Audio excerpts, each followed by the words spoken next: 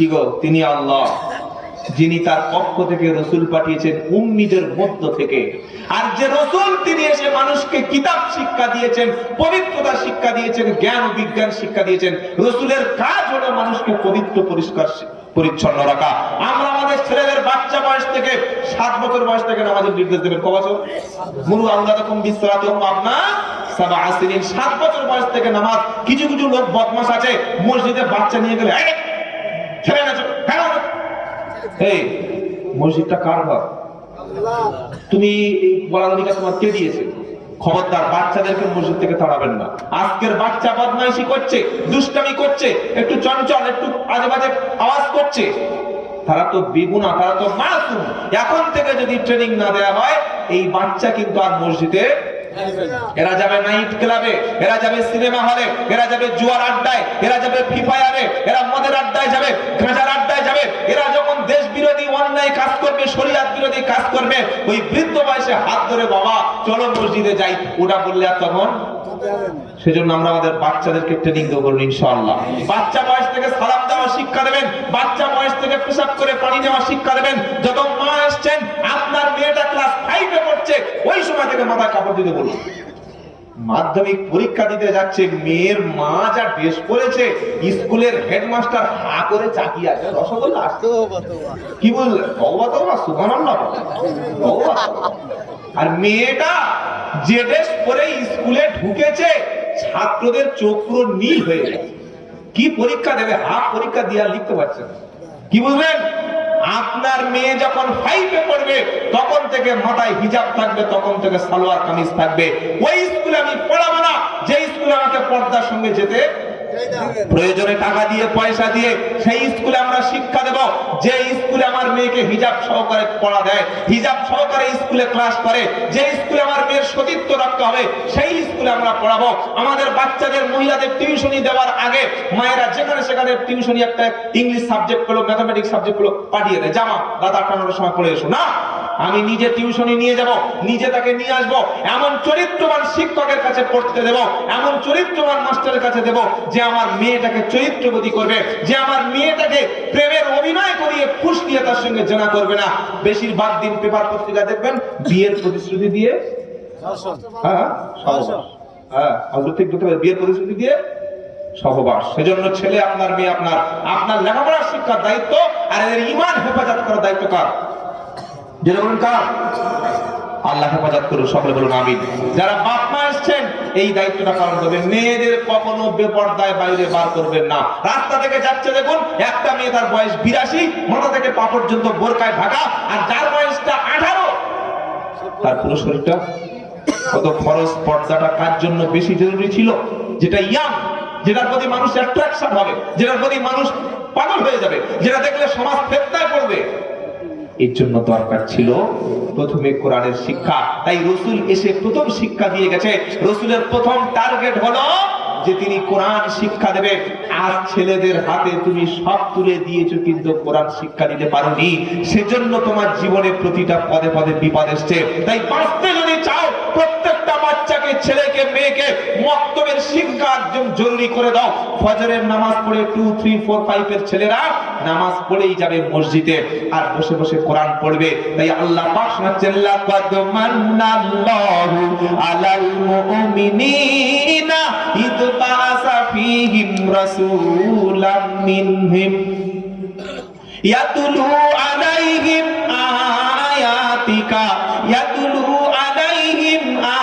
আয়াতিকা ওয়া ইউযাক্কিহিম ওয়া ইউআল্লিমুহুমুল কিতাবা ওয়াল হিকমা ওয়া ইন কানু মিন ক্বাবলু লাফি দালালিন মুবিন। মুমিন ব্যক্তিদের জন্য আল্লাহর দয়া, আল্লাহর করুণা হলো এটা যে তিনি তাদেরকে রসুল পাঠিয়েছেন। রসুল যদি না আসতেন, আমরা হালাল হারাম চিনতাম না, জায়েজ না জায়েজ চিনতাম না, পাক না পাক চিনতাম না। রাসূল এসে মানুষের কাছে কোরআন শুনিয়েছে, পবিত্র শিক্ষা দিয়েছে, পাক পবিত্র শিখিয়ে দিয়েছে। তাই আজ থেকে সকলে ওযু করব, গোসল করব, পাঁচ ওয়াক্ত নামাজ পড়ব, সব সময় কাপড়টা ঠিক রাখবো। একটা 19 বছরের ছেলে এখনো বিয়ে করেনি, আসরের সময় মসজিদের সামনে দিয়ে হেঁটে যাচ্ছে। ইমাম সাহেব জিজ্ঞাসা করছে, বাবা কোথায় যাচ্ছ? বললে হুজুর বাজারে। তো আসরের নামাজের আর 4 মিনিট বাকি আছে, ওযুটা করে মসজিদে চলো। বললে হুজুর যাওয়ার খুব ইচ্ছা ছিল, কিন্তু কাপড়টায় কুকুর পেশাব করে দিয়েছে। কে পেশাব করেছে? কে পেশাব করেছে? কুকুর ছিচি করেছে। আল্লাহু আকবার, আল্লাহু আকবার। মাদ্রাসায় চলে যান। আমাদের আপনাদের মাদ্রাসা আছে? 5 বছরের ছেলে পানি নেয়, পানি নেয় দিনে একবার না সব সময়? ঘুম থেকে উঠে পেশাব লেগেছে, আগে পানি, সঙ্গে সঙ্গে ওযু, আবার কোরআন, বলুন না সুবহানাল্লাহ। আর ইউনিভার্সিটি পড়তে গিয়েছে, এমন দাঁড়িয়ে পেশাব করছে, কলেজের পাশে গিয়ে দেখবেন 1 ফুট করে গর্ত হয়ে গেছে। এত ভোল্টেজ পেশাব করে 1 ফুট গর্ত, ছি ছি ছি।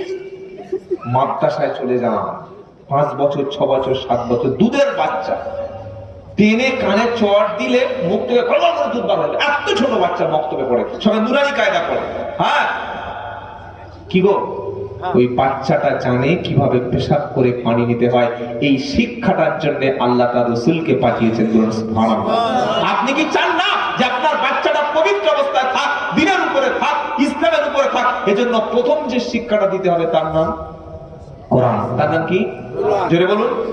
আর এই শিক্ষা দিতে ভুল করলে মরণের সময় তার শাস্তি আছে। তো আল্লাহ কি বলছেন? আল্লাযীনা তাতাওয়াফাহুমুল মালাইকাতু তাইয়িবিন, যাদের মরণটা, মৃত্যুটা পাক এবং পবিত্র অবস্থায়, যাদের কাছে মালাকুল মউত আসে, ফেরেশতারা এসে বলবে সালামুন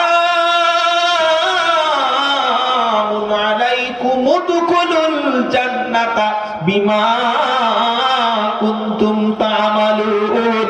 ওই ইমানদার ব্যক্তি, চলো তুমি আল্লাহর জান্নাতের দিকে চলো, তুমি আল্লাহর অশেষ নেয়ামত জান্নাতের দিকে চলো। কারণ তোমার সঙ্গে নামাজ ছিল, তোমার সঙ্গে কোরআন ছিল, তুমি পবিত্র সঙ্গে জীবন যাপন করতে, তুমি খেতে নবীর তরিকায়, ঘুমাতে নবীর তরিকায়, কথা বলতে, সালাম দিতে, কোনোদিন গীবত গিল্লা করতে না, নাপাক কখনো থাকতে না। যার মরণটা পবিত্র অবস্থায় হলো, জান্নাত তার ঠিকানা। জোরে বলুন সুবহানাল্লাহ। বাবাজিরা, আল্লাহওয়ালা ভাইরা, যে কোনো মুহূর্তে মরণ চলে আসতে পারে, কোনো সময়ের কোনো গ্যারান্টি নাই। আর মৃত্যুর সময় আল্লাহ বলছেন, আমি আল্লাহ, তুমি যদি না প্রস্তুতি থাকো, তুমি যদি রেডি না থাকো, আমি আল্লাহ যখন মালাকুল মউত পাঠাবো, পাপী ব্যক্তিরা সেদিন আল্লাহর কাছে সময় চাইবে। হাত্তা ইদা জা আহাদাকুমুল মাউতু ক্বালা রাব্বিরজিউন। পারা নাম্বার 18, পৃষ্ঠা নাম্বার 7, লাইন নাম্বার 7, 8, 9। শুরু হচ্ছে সূরার নাম মুমিনুন, আয়াত নাম্বার 99 থেকে। আর আল্লাহ বলছেন, হাত্তা ইদা জা আহাদাকুমুল মাউতু ক্বালা রাব্বিরজিউন। এরকম পাপিষ্ঠ বদনসিব ব্যক্তির যখন মরণের সময়টা এসে যায়, তখন সে বলবে, রব্বিরজিউন, আল্লাহ আমাকে একটু পৃথিবীতে ফিরিয়ে দাও, আমার একটু সময় দাও, একটু অবকাশ দাও, আমার জন্য একটু ছাড় দাও, আমার আরেকটা বছর একটু সময় দাও, লাআল্লি আমালু সালিহা ফীমা তারাক। আল্লাহ যত যত ভালো কাজ ছেড়ে দিয়েছি, যত নামাজগুলো কাজা করেছি সবগুলো আদায় করব, যত রোজা করেছি সবগুলো আদায় করব, যত মিথ্যা বলেছি তওবা করে ফিরে আসব। আল্লাহ এবার থেকে একদম সাধু পুরুষ হয়ে যাব, তাহাজ্জুদ কাজা করব না, আর মিথ্যা বলবো না, আর জিনা করব না, আর ওজনে কম দেব না। আল্লাহ পাক বলবে, কাল্লা, কখনো না, কখনো না, ইন্নাহা কালিমাতুন হুয়া কাইলুহা, এটা তো তোমার মুখের কথা। আমি 70 বছর হায়াত দিয়েছিলাম, তুমি জুমার নামাজটা ঠিক মতো পড়োনি। আমি 60 বছর হায়াত দিয়েছিলাম, তোমার পাশের বাড়ির একটা জওয়ান ছেলে ফজরের সময় ঠান্ডা সন্ধ্যার সময় ওযু করে আল্লাহর ঘরে গিয়ে নামাজ পড়তো, নামাজ পড়ে কোরআন পড়তো, তারপরে হালাল কাজ করতো, হালাল ব্যবসা করে খেত। তোমার গ্রামের মানুষ প্রচুর নামাজি ছিল, তুমি নামাজিদেরকে দেখলে ঠাট্টা বিদ্রুপ করতে। পাড়ায় যখন দাওয়াত ও তাবলীগের পবিত্র মেহনত এসে তোমাদের কাছে হাত ধরে মসজিদে বসিয়েছিল, তখন তোমরা বলতে ওরা মসজিদে খাচ্ছে আর নাপাক করছে। বলে কি বলে না? বলে না? বলে বলে। ইন্নাল্লাযীনা আজরামু কানু মিনাল্লাযীনা আমানু ইয়াদহাকুন ওয়া ইযা মাররু বিহিম ইয়াতাগামাযুন। আল্লাহ পাক বলল কিয়ামতের দিন ওই জাহান্নামী ব্যক্তিদের বলা হবে, ও পাপিষ্ঠ পাপী ব্যক্তিরা, তোমরা ঈমানদারদেরকে দেখলে হাসাহাসি করতে, আর ঈমানদাররা তোমাদের পাশ দিয়ে যখন দ্বীন ইসলামের উপরে চলতো তখন দেখলে তোমরা চোখ টেপাটিপি করতে। চারটে ছেলে বসে বসে তাস খেলছে, তখন আজান হচ্ছে, আল্লাহু আকবার আল্লাহু আকবার। এটা লোক মাথায় টুপি দিয়ে আর মেসওয়াক করতে করতে মসজিদে যাচ্ছে। চারটে তাস খেলার লোক বলছে, হাসছে আর বলছে, সালা খেয়ে দিয়ে কাজ নাই, এক্ষুনি নামাজ পড়ে গেছে, ফের নামাজ। কি বুঝলেন? আর যে মালগুলো তাস খেলছে বসেছে 12:30টার সময়, আসরের 3:30 অর্থ আজান হয়ে গেছে, 40-এ জামাত, এক্ষুনি নামাজ পড়ে ফের যাচ্ছে, হাসছে, কাজ খালি নামাজ আর নামাজ। আবার একটু পরে মাগরিবে যাচ্ছে, এই তাস খেলার লোকগুলো তাও বসে আছে। তাস খেলার লোক আপনাদের গ্রামে কেউ নাই? কি গো? হ্যাঁ, তাস খেলে, জুয়া খেলে, আর বিসমিল্লাহ বলে লটারির টিকিট কাটে। কি হারামখোর, চিন্তা করুন। আসরের নামাজ পড়ে দোয়া করছে, আল্লাহ যদি 1 কোটি পড়ে 10 লাখ মসজিদে তো। আল্লাহ বলছে ফেরেশতারা মালটা ধর ধর। কি শয়তান, জুয়ার টাকা লটারির টাকা মসজিদে দেয়। বুড়ো হয়ে গেছে, দাড়ি চুল সব পেকে গেছে, দিকে আনন্দবাজার পত্রিকা পড়ছে, এত বয়সে ভালো রাজনীতির খবর নিচ্ছেন তো চাচা। ও সব বানাচ্ছে, দেখি পিছনের পৃষ্ঠা পড়ছে। কেন বলুন তো? ও টিকিটের নাম্বার মেলাচ্ছে, যেটা সকালে কেটেছি ওটা পড়েছে কিনা। আপনার বৃদ্ধ হয়ে গেছেন, কবরে নিয়ে ভাবা উচিত ছিল যে কবরের প্রশ্নের জবাবটা আমি দিতে পারবো কিনা, মালাকুল মউত আসলে আমি ঈমান নিয়ে যেতে পারবো কিনা, আখিরাতে আমলের পাল্লাটা ভারী করতে পারলাম কিনা। আল্লাহ পাক যেদিন আমাকে হিসাব নেবেন সেদিন হিসাব দিয়ে পুলসিরাতের উপর দিয়ে পার হয়ে জান্নাতুল ফেরদাউসে যেতে পারবো কিনা, এটা নিয়ে হিসাব নেওয়ার দরকার ছিল না? ছিল না? কি গো? তো আল্লাহ কি বলবে? ইন্নাহা কালিমাতুন হুয়া কাইলুহা। এ তোমার মুখের কথা, তোমার ছেড়ে দিলে আর তুমি ভালো হবে না, তোমাকে ছাড়া যাবে না, তোমার মৃত্যুটা হবে ইলা ইয়াউমি বারযাখুন ইলা ইয়াউমি ইরজা ইলা ইয়াউমি বারযাখুন। আর কিয়ামত পর্যন্ত তোমার একটা সময় কাল আমি পর্দা ফেলে দিলাম।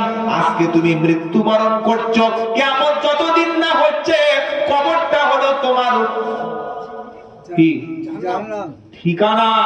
এখানে কিছুদিন তুমি অবস্থান করো, এবার কিয়ামত যখন শুরু হবে, ফাইদা নুফিখা ফিস-সূরি ফালা আনসাবা বাইনাহুম ইয়াউমাইদি ওয়ালা ইয়াতাসাআলুন।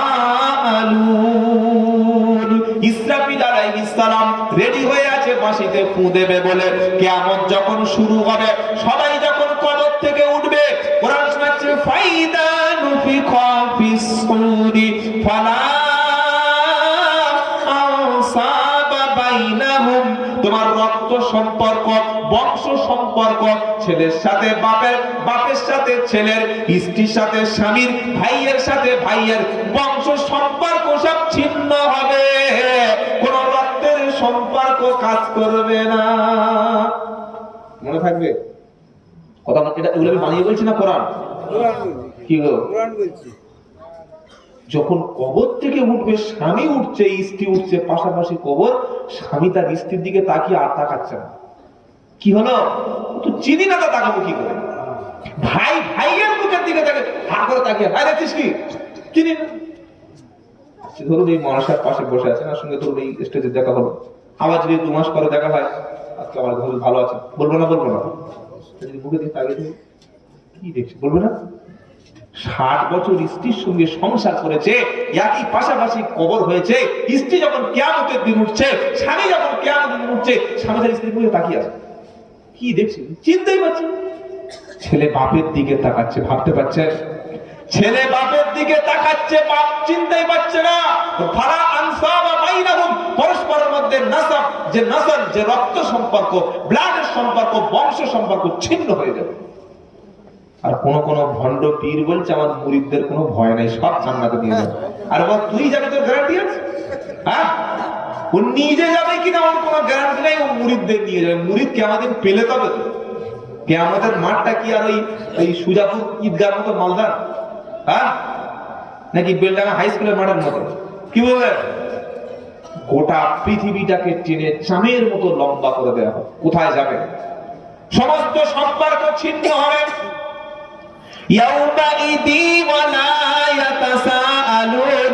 এবং কেউ কারোর সম্পর্কে জিজ্ঞাসা করবে না, ভাই তুমি কেমন আছো, স্ত্রী তুমি কেমন আছো, বোন তুমি কেমন আছো, ভাই তুমি কেমন আছো, আব্বা কেমন আছো, এ সমস্ত কোনো কথা সেদিন জিজ্ঞাসা হবে না। আর বিপদের দিন সর্বপ্রথম 5 জন ব্যক্তি পর হবে। কজন? কোন 5 জন? এবার 30 পারা খুলুন সূরা আবাসা। ইয়াউমা ইয়াফিরুল মারউ মিন আখিহি ওয়া উম্মিহি ওয়া আবিহি ওয়া সাহিবাতিহি ওয়া বানিহি লিকুল্লি ইমরিইন মিনহুম ইয়াউমাইযিন শাআনুন ইউগনি। কিয়ামতের মুসিবতের দিনে এই রকম পরিস্থিতি যখন হবে, সর্বপ্রথমে ভাই তোমার কাছ থেকে পালিয়ে চলে যাবে। 2 নম্বর উম্মিহি, জন্ম দেওয়া গর্ভে ধারিণী মা সেদিন পালিয়ে যাবে। গোটা পৃথিবীটা সবাই যদি চলে যায়, দুনিয়াতে মা কিন্তু সন্তানকে কখনো ছেড়ে যায় না। যায়? আরে আমরা যে ভালোবাসি পরস্পর, প্রত্যেকটা ভালোবাসার পিছনে স্বার্থ আছে না নাই? আছে। কিন্তু মায়ের ভালোবাসা স্বার্থ নেই? স্বার্থ আছে। স্বার্থ ছাড়া বন্ধু বান্ধব কাছে আসে না, বিনা স্বার্থে পৃথিবীতে কেউ ভালোবাসে না। স্বার্থ ছাড়া বন্ধু বান্ধব কাছে আসে না, বিনা স্বার্থে পৃথিবীতে কেউ ভালোবাসে না। স্বার্থ ছাড়া যিনি ভালোবাসেন তিনি আমার মা। সুবহানাল্লাহ। এই মা বলবে আমার ছেলে নাই, ছেলে বলবে মা তুমি কিভাবে আমাকে ভুলে যাচ্ছ। মা বলবে দুনিয়াতে আমার ছেলে বলতে কেউ ছিল না, চলে গেল কে কে। যাক, আমরা কি বলতো, ভাই চলে গেল, বাপ চলে গেল, মা চলে গেল। আরে আমার দিকে খেয়াল করুন, আমার কথা শুনতে পাচ্ছেন তো? চিল্লে মাইকে তাক ছেড়ে দেবো, কি মনে করেছেন? 3 জন চলে গেল। 3 জন কজন? প্রথম গেল কে? তারপরে মা, এবার কে যাবে? স্ত্রী। বাবা, বাবা জন্ম দেওয়া বাবা, যে বাপ সারা জীবন ঘাম ঝরিয়ে, একটা বাপ যা কষ্ট করে, আজ আমাদের এই তরুণ প্রজন্ম বাপের অবদানকে অস্বীকার করে। বিয়ের পরে শ্বশুরকে বলছে আব্বা আব্বা বলে বুকে জড়িয়ে ধরে। এই খাপা, যে জন্ম দিয়েছে তার কোনোদিন আব্বা বলে পায়ে ধরেছিলিস? শ্বশুর বাড়ি এসে দেখি পায়ে হাত দিয়ে ছাগল। বাপের পাটা ধরে ক্ষমা চা। হুজুরের হাতে হাত দিয়েছে পীর সাহেব, আসসালামু আলাইকুম। পীর সাহেব বলছে ওয়ালাইকুম আসসালাম। হাতে হাত দিয়ে দেখি 500 টাকার নোট করেছে, আদান প্রদান। বুঝতে পারছেন না? আর হুজুরের হাত ছাড়ে না। হুজুর বলছে ও ছেড়ে দে, আর কাস্টমার আছে। কি গো, সোমনাথ আছে, হুজুর পার্টি আছে, কাস্টমার আছে। বলছে না হুজুর, 1 বছর পরে দেখা ছাড়া যাবে না। আপনার হাতটা যা নরম, এমন হাত কোন মেয়ের হয় না। মানে ঠান্ডা দেখো কোন নম্বর নাই সোমনাথে। কালকে এই সকালে একদিন বলছে, বলে সপ্তাহ আগে বলছে হুজুর এই একটা পীর সাহেবের মুরিদ হয়েছে, তার হাত পুরো নরম, মনে হয় উনি আল্লাহর ওলি, তাই না? হাত নরম, আল্লাহর ওলি কি বলতে পারবো না, তবে গদিতে বসে বসে খেলে মুড়িদের টাকায় হাত এমনি নরম হয়ে যায়। কি গো, ওকে বড় মাঠে কাজ করতে, কোদাল ধরতে, বড় ট্রাক চালাতে, বড় ইট গাঁথতে, বড় রাজমিস্ত্রির কাজ করতে দেখি কেমন হাত নরম থাকে। যে বৃদ্ধ বাপ সারা জীবন সন্তানকে খুশি করতে গিয়ে মাঠে কাজ করে করে মাথায় টাক পড়ে গেল, যে বাপ সারা জীবন তোমার জন্য বিদেশে রাত কাটালো। কি গো মুসলমানেরা, মুসলমানের ছেলেরা, মুর্শিদাবাদের ছেলেরা, প্রচুর মানুষ আছে যারা বিদেশে কাজ করে, আছে না নাই? নতুন বিয়ে করেছে, সবে একটা ছেলে হলো, ছেলেটার বয়স 3 মাস, কলিজার টুকরা ছেলে, ফুলের মতো চেহারা। পাড়ার একজন বন্ধু বলল, ভাই চলো বেঙ্গালোরে যাই, কাজ আছে। এখানে দেশে তেমন কাজ বাজ নাই, ওখানে মাসে মিনিমাম 25,000 টাকা, দেশে তেমন কাজ নাই। টিকিটও হয়ে গেছে, জানুয়ারির 28 তারিখে টিকিট, 27 তারিখে রাতে বাবা সারা রাত জেগে বাচ্চাকে বুকের উপরে তুলে নিয়ে বলল, বাবা তোমার ছেড়ে চলে যাব, 5 বছর আসবো না।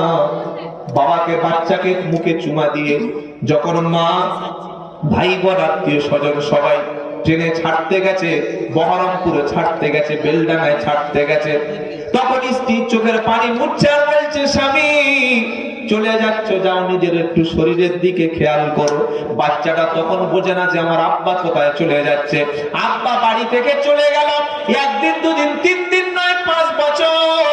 আমরা যুবক ছেলেরা বাড়িতে সন্ধ্যাবেলা ঘুমিয়ে পড়ি, তোমার আব্বা ঠিক মতো ঘুমাতে পারে না, তুমি বাড়িতে খাচ্ছ, আনন্দে আছো, বাপের পাঠানো টাকা, কিন্তু তোমার আব্বা দুপুরে ঠিক মতো খেতে পারে না। সকাল 6টা থেকে রাত সন্ধ্যা 6টা পর্যন্ত 12 ঘন্টা ডিউটি করতে হয়, ঠিক মতো খাওয়া নাই, ঠিক মতো ঘুম নাই। আবার রাত্রে যখন ঘুমাতে গেছে, তখন তোমার কথাটা মনে পড়ে, তোমার বাপ সারা চোখের পানিতে বিছানা ভিজিয়েছে আর বলেছে, রব্বানা ছেলেদের মুখে খাবার তুলতে গিয়ে, একটু রুজির ব্যবস্থা করতে গিয়ে দেশ ছেড়ে চলে এসেছে। ওগো সোনার চাঁদ বন্ধু, বৃদ্ধ বয়সে ওই বাপ 5 বছর পরে ঘরে এসেছে, তোমার ঘরটা বেঁধে দিয়েছে, আর তুমি বাইক চড়ছো, দামি দোকানে ব্যবসা করে খাচ্ছ, সুন্দরী স্ত্রী পেয়েছো, সুন্দরী মেয়ে পেয়ে তুমি জীবন কাটাচ্ছ। ওই বাপের হাতে হাত দিয়ে 500 টাকা দিয়ে কখনো মুসাফা করে বলেছো কি, আব্বা গো তোমার হাতটা এত শক্ত কেন? কিসের জন্য হাতটা শক্ত হলো? বাপের চোখে পানি চলে এসে বলছে, ছেলে তোমাকে সুখে রাখতে গিয়ে তুমি যাতে রোদে না কোনোদিন পড়তে হয়, বৃষ্টিতে যাতে ভিজতে না হয়, শীতে যাতে কষ্ট না পেতে হয়, তোমার মাথার উপর ছাদের ঘর দিতে গিয়ে 5টা বছর আমি রাস্তায় কাজ করেছি, কোদাল ধরতে ধরতে, কুড়ুল ধরতে ধরতে, শাবল ধরতে ধরতে, রাজমিস্ত্রির কাজ করতে গিয়ে, ইটগুলো ভাঙতে গিয়ে হাতটা শক্ত হয়ে গেছে। কোন সন্তান যদি 500 টাকা 1000 টাকার নোট নিয়ে নিজের বাপের হাতে দিয়ে দোয়া চায় আর আল্লাহর কাছে বলে, আল্লাহ আমার আব্বা আমার জন্য যা করেছে কেউ এমন করতে পারবে না, বাপের হাতে হাত দেবে আর মুসাফা করবে, বলবে, আব্বা তোমার হাতে একটা চুমু খাচ্ছি, আল্লাহ আমার আব্বাকে তুমি সুস্থ করে দাও। এটা যখন বলবে, বাপের সারা জীবনের কষ্টটা তখন হালকা হয়ে যাবে, আর এই সন্তানের জন্য আল্লাহর জান্নাত ওয়াজিব হয়ে যাবে। এই বাপকে ছেড়ে দিয়ে মুসলমান শ্বশুর চিনেছ, নিজের গর্ভে ধারিনী মা শীতের রাত্রে একটা ব্ল্যাঙ্কেট কিনে দিতে পারে না, একটা চাদর কিনে দিতে পারে না, মায়ের পা ঠান্ডায় শক্ত হয়ে গেছে। ও শালিকে দোকানে নিয়ে বলছে, একটা জুতো নেন, একটা ওই যে নরম যে জুতোগুলো বার হচ্ছে না, কাপড়ের যেগুলো, কি গো বলছে, একটা কাপড়ের পাম্পশু, কি হলো পাম্পশু, শালির পাম্পশু কিনে দিচ্ছে। শালি বলছে কেমন মানিয়েছে, বলে দাঁড়া দাঁড়া দাঁড়া, এই দোকানদার ভিতরে দাও। দোকানদার শালিকে বলছে, আমার কাঁধে একটা হাতে, শালির হাতটা কাঁধে নিয়ে শালির পায়ে দেখি পাম্পশু ঠেলে পরিয়ে দিচ্ছে। কি বলছো, দারুণ মানিয়েছে তো। ফেরেশতা কবরে গেছে, এইরকম একটা 3 ফুট সাইজের বার করতে বললে কি, এটা পাম্পশু। কি এটা বলো, শালি সবচাইতে বড় ফিতনা। আর মুসলমানের মায়েরা বেহুশ, এরা নিজের মেয়েটাকে দিয়েছে, সাথে অন্য মেয়েকে দিয়ে দিয়েছে, যা বেড়াতে যাও। এই যে 1 জানুয়ারি ছেলেরা বেড়াতে গিয়েছে না, যায় নাই? ডিজে বক্স নিয়ে পাড়ায় এত আনন্দ, যেন জান্নাতুল ফেরদাউসের সব বাসিন্দা, সব আশারা বসে। কি বললেন বাবাজিরা, আল্লাহর ভাইরা? যদি কোনোদিন জান্নাতের আশা করো, নিজের বৃদ্ধা মাকে নিয়ে জুতোর দোকানে বসিয়ে দাও, দোকানদারকে বলো, দোকানদার সবচাইতে সুন্দর জুতোটা মায়ের জন্য দাও। আমি ছোটবেলা থেকে দেখেছি আমার মা জননী কোনোদিন ভালো জুতো পরেনি, ছেলেকে পরিয়েছে, মেয়েকে পরিয়েছে। আজ আমার পয়সা হয়েছে, টাকা হয়েছে, আমার মাকে একটু জুতো কিনে দিয়েছি। মা জুতাটা পরে যখন বাড়িতে ফিরে আসবে, আল্লাহ বলছে তোর জান্নাতের চৌকাঠ অটোমেটিক খুলে যাবে। জোরে বলুন সুবহানাল্লাহ। মা শীতের সময় ঠান্ডা পানি ওযু করতে পারে না, ঠান্ডা পানি গোসল করতে পারে না, তোমার বউকে তুমি কেন বলবে? তুমি নিজে সকালবেলা ঠান্ডা পানিটা একটু ফুটিয়ে দাও, ঠান্ডা পানিটা গরম করে মায়ের গোসলের ব্যবস্থাটা করে দাও, মায়ের ওষুধ মাসে মাসে কি লাগে একটু কিনে দাও। 4টে ছেলে মা গর্ভে ধারণ করেছে, 4টে ছেলে বলছে ওষুধটা বড় ছেলে কিনে দেবে। বড় ছেলে বলছে মেজো ভাই না, এই জানাবে। মেয়ে ছেলে সাথে বলছে ওষুধটা কিনে দে। মায়ের সুগারের ওষুধ নাই, গ্যাসের ওষুধ নাই, কোনদিন জীবনে শান্তি পাবেন না। যত পীর সাহেবের পা টেপেন আর শালিকে পাম্পসু করান, কবরে গেলে পাম্পের লাঠি দিয়ে পিটবে। আল্লাহ হেফাজত করো সকলে, জন্য আল্লাহুম্মা আমিন। মা খুশি, বাপ খুশি, আমার আল্লাহর আরশ খুশি হয়ে যাবে। জোরে বলুন সুবহানাল্লাহ। যত ভাই এসেছেন, যুবক এসেছেন, স্ত্রীকে ভালোবাসুন। স্ত্রীকে ভালোবাসতে গিয়ে মাকে কাঁদাবেন না, আর মায়ের হক আদায় করতে গিয়ে স্ত্রীর সঙ্গে নাফরমানি করবেন না। কথা বুঝতে পারছেন না? এই মাকে কিয়ামতের দিন কোরআন বলছে ওয়া উম্মিহি ওয়া আবিহি, ভাই চলে গেল, মা চলে গেল, বাপ চলে গেল, এবার পালাবে কে? পালাবে আফিরুল মারুমি, নাকি পালানোর কথা কেন বলা হচ্ছে? ছুটবে, দৌড় দেবে। এবার যাবে ওয়াসাহিবাতিহি, স্ত্রী পালাবে, স্বামী বলবে বাবা যাস না, তুই তো আমার সোনার চাঁদ, তোকে খুশি করতে গিয়ে কত নামাজ কাজা করেছি, তোর মুখে দুটো খাবার তুলতে গিয়ে মিথ্যা বলেছি, তোর ঘরে ড্রেসিং টেবিল, ডাইনিং টেবিল, আলনা, আলমারি, শোকেস, সোফা কিনে দিয়েছি, বিবির শখ একটা এলসিডি কিনে দাও। কি কিনে দাও? চলে বলো। সন্ধ্যা 7টা থেকে বসে বসে দেখবে কি সিরিয়াল, স্টার জলসা, কিভাবে পরকিয়া করে, কিভাবে ভালো ড্রেস পরে, কিভাবে স্বামীর ক্ষতিটা করা যায়। স্টার জলসা দেখে দেখে সন্ধ্যা 7টা থেকে শুরু হলো, রাত 11টা পর্যন্ত দেখলো। স্বামী এসে বলছে বিবি 10টার সময় ভাত দাও, বলছে গ্যাসের উপরে আছে, পারলে তুমি খাও। বুঝতে পারছেন না? কপাল পড়া মুসলমান স্টার জলসা কিনে দিয়েছে, আর মুসলমানের ঘরে বিবিকে পড়ার জন্য একটা আয়েশা সিদ্দিকার জীবনী নাই, খাদিজার জীবনী নাই, মা আয়েশার জীবনী নাই, মা ফাতেমার জীবনী নাই, আম্মা জান উম্মে যায়েনাবের জীবনী নাই, রাসূল সাল্লাল্লাহু আলাইহি ওয়াসাল্লামের আরেকজন স্ত্রী হযরতে হাফসার জীবনী নাই। যদি বাঁচতে চান আপনার ঘরটাকে ইসলামিক ঘর বানান। মুসলমানের ঘরে শোকেসে দেখবেন কি আছে, শোকেসের মধ্যে প্লেট, ফুলদানি, দামি দামি শরবত, তারপরে বিভিন্ন রকমের কাপ, বিভিন্ন রকমের ডিনার সেট ভরে গেছে। আর যে জায়গাটুকু ফাঁকা ওখানে একটা এলসিডি লাগিয়ে দিয়েছে। বাহ, কতবার বসে বসে দেখ। ওটা লাগিয়েছেন আপনার কবরের নেকি একটা না যাবে না, একটা না গুনাহ জারিয়া যাবে। কবরটা গুনাহ জারিয়া হয়ে যাবে, শুধু পাপ হতেই থাকবে। আপনার বাড়িতে এলসিডি কেন? আপনার বাড়িতে কোরআন পড়াটা বন্ধ হলো কেন? যারা এসেছেন বসে বসে কোরআন শুনছেন, আপনি যদি চান যে আপনার বাড়িতে রুজির অভাব চলে যাক, চান কি চান না? চান না? আল্লাহর কসম করে বলছি, রুজির অভাব দূর হবে, অর্থের অভাব দূর হবে, কষ্ট দূর হয়ে যাবে। অল্প উপার্জন করলে আল্লাহ রুজিতে বরকত দেবে। এটা চান? যদি চান তাহলে এশার নামাজের পরে বিবিকে বলুন, বিবি তুমি যখন ঘুমাতে যাবে, ঘুমানোর আগে তুমি পড়বে সূরাতুল ওয়াকিয়া, ইদা ওয়াকাআতিল ওয়াকিয়া। ওয়াকিয়া মেয়েরা জানে, হাতে কোরআন দিয়েছে। ওয়াকিয়াটা কি? বলছে ওয়াকিয়া কোন খাবার ওটা? হ্যাঁ, ওয়াকিয়া চিনতে পারছেন? ওই বাবাজিরা, কোরআনওয়ালা মেয়ে দেখে বিয়ে করুন, কোরআনওয়ালা মেয়েকে বিয়ে করুন। বাড়ির বৌমা যেন কোরআন পড়তে পারে, দিনদার চরিত্রবতী হয়। ফেসবুকে আলাপ হয়েছে, রেজিস্ট্রি করে মাল চলে আসছে। বাঁশ খাবে না? খাবে না? শুধু বাঁশ খাবে? আঝা খাবে, আজ বলা। তাই তো এখন ছেলেরা বিয়ের পরে খালি আফসোস করছে, আল্লাহ কি সর্বনাশ করলাম। বাঁচতে যদি চাও বাড়িতে সূরা ওয়াকিয়া প্রত্যেকদিন তেলাওয়াত করো। কোরআনের ওয়াকিয়া তেলাওয়াতকারীর বাড়িতে নবী বলেছেন তার রুজির অভাব হবে না। জোরে বলো সুবহানাল্লাহ।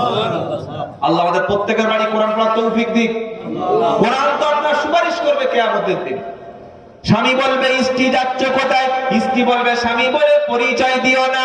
ওয়াবানিহি, বাচ্চাগুলো সন্তানগুলো সব যখন চলে যাবে, এবার আল্লাহ বলছেন ফামান সাকুলাত মাওয়াজিনুহু ফাউলাইকা হুমুল মুফলিহুন। এবার আল্লাহ পাক বলছেন আমি বান্দার নেকিটা গুনাহটা মেপে দেখব, যার আমলের পাল্লা ভারী হবে সেই হবে জান্নাতি সফল।